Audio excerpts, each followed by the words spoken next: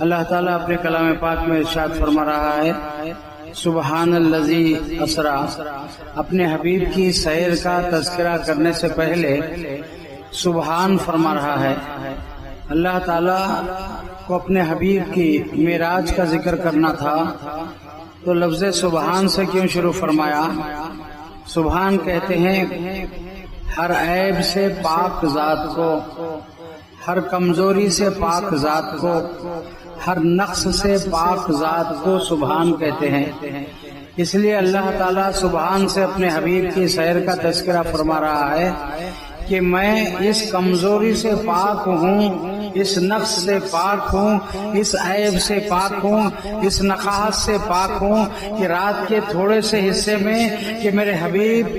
مکہ معظمہ سے مسجد اقصی اور مسجد اقصی سے آسمانوں کا سفر ہفت سماوات طے کرتے ہوئے سدرۃ المنتہا پار کر کے عرش مولا پر آ کر میرے دیدار سے مشرف ہو کر واپس ہوئے تو اتنی جلدی کہ بستر بھی رہا گرم اور زنجیر بھی ہلتی رہی،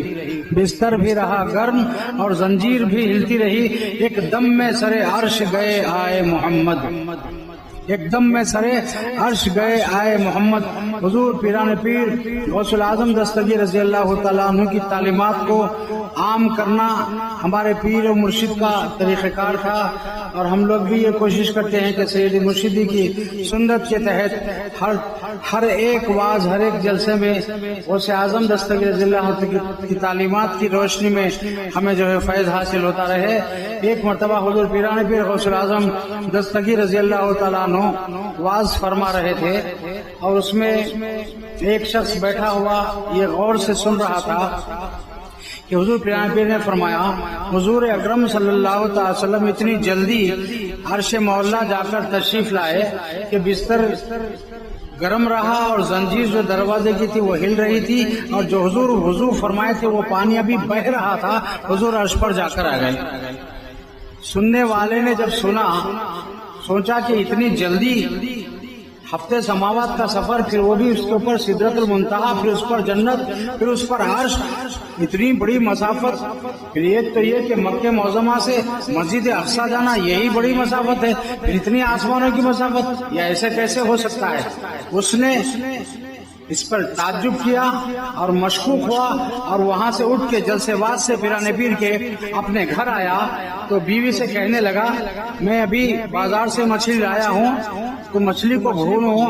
دھو کر بھونو، اس کو پکاؤ، اور میں بھی بازار جا کے آتا ہوں۔ یہ مچھلی بیوی دھونے کے لیے بیٹھی تھی، یہ شخص گیا، لوگوں نے کہا کہ دریا دجلہ میں پانی جو ہے ٹھاٹے مار رہا ہے، تھوڑا نہا لے۔ اس نے اپنے کپڑے اتارا اور دریا دجلہ میں غوطہ لگایا